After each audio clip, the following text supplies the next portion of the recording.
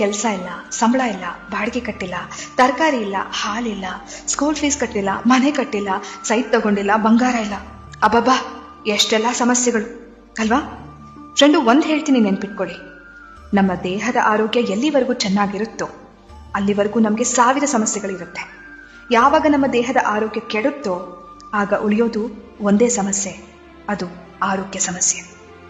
ಎಲ್ಲ ಸಮಸ್ಯೆಗಳನ್ನ ಎದುರಿಸೋಕೆ ಮೊದಲು ನಾವು ಚೆನ್ನಾಗಿರ್ಬೇಕು. ಊಟ ಇಲ್ಲದೆ, ನಿದ್ದೆ ಇಲ್ಲದೆ, ಎಲ್ಲದರ ಬಗ್ಗೆ ಯೋಚನೆ ಮಾಡಿ ಆರೋಗ್ಯ ಕೆಟ್ಟಾಗ ಏನ್ ಪ್ರಯೋಜನ ಹೇಳಿ?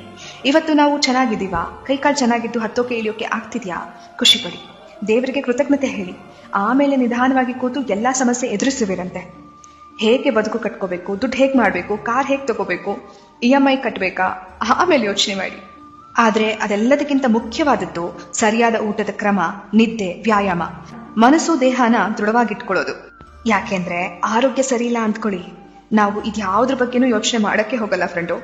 ಮತ್ತೆ ಯಾವಾಗಪ್ಪ ಹುಷಾರಾಗ್ತೀನಿ, ಮೊದಲಿನ ತರ ಯಾವಾಗ ಆಗ್ತೀನಿ, ನನ್ನ ಕೆಲಸ ನಾನೇ ಯಾವಾಗ ಮಾಡ್ಕೋತೀನಿ, ಎಲ್ಲ ಕಡೆ ಯಾವಾಗ ಓಡಾಡ್ತೀನಿ, ಇಷ್ಟಪಟ್ಟಿದ್ದು ಯಾವಾಗ ತಿಂತೀನಿ ಅನ್ಸುತ್ತೆ. ನಿಮ್ಮ ಆರೋಗ್ಯವನ್ನ ಜೋಪಾನವಾಗಿ ನೋಡ್ಕೊಳ್ಳಿ. ನಿಮ್ಮ ದೇಹವನ್ನ ಪ್ರೀತಿಸಿ, ರಕ್ಷಿಸಿ, ಆರೈಕೆ ಮಾಡಿ. ಇವತ್ತು ನಿಮ್ಮ ನಿಯಂತ್ರಣದಲ್ಲಿರೋ ನಿಮ್ಮ ಆರೋಗ್ಯ ಎಷ್ಟು ಅಮೂಲ್ಯವಾಗಿದೆ ಎಂದು ಬೇಗ ಅರ್ಥ ಮಾಡ್ಕೊಳ್ಳಿ. ಎನ್ನ ಕಾಲೇ ಕಂಬ, ದೇಹವೇ ದೇಗುಲ, ಶಿರವೇ ಹೊನ್ನ ಕಳಶವಯ್ಯ ಎಂಬ ಬಸವಣ್ಣನವರ ವಚನದಂತೆ